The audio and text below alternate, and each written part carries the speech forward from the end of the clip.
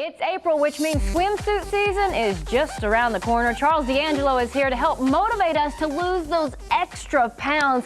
I mean, where do we start when we know it's so close? Well, a lot of people start thinking that it's not even possible for them. And I had the wonderful opportunity. My girlfriend ran the Boston Marathon. Oh, how'd she do? Wonderful. She ran for a cancer charity. It's called the Dana-Farber Cancer Institute, and they do a lot of wonderful research and treatment, a lot for children. We had the opportunity to go to one of the dinners before the run to kind of amp up all the runners. And it's remarkable to see the type of good work being done. But what I learned from watching her train since last fall for this marathon is any significant goal you have in your life, you need to recognize you want to start with the small disciplines.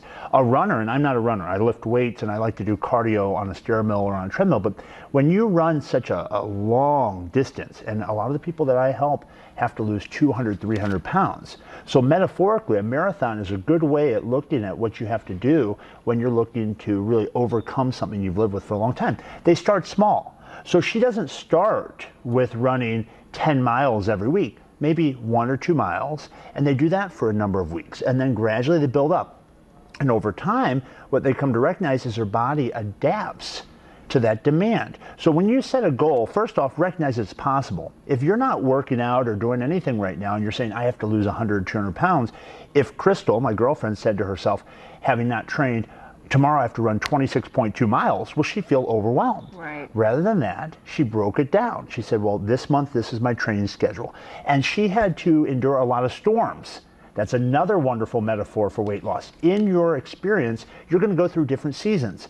She was from California and now working in Boston, the worst winter ever. So sometimes life presents some storms that you don't anticipate and things you haven't experienced yet. And you've got to look at that and say, okay, I'm going to get through this and this will pass. So maybe you're working towards something that's really important and you're getting close, but then something happens that you didn't expect.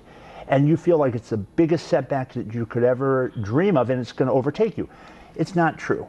The storms that come up in life always pass. The difficulties you always will overcome, but you don't want to give in to that doubt or to that fear that tells you you're not going to be able to get there or it's just too much. Take it one step at a time and set strategic, measurable, manageable goals and let your body take its time to get there. So many people, it's April, they say, I want to be beach ready. Well, here's the thing.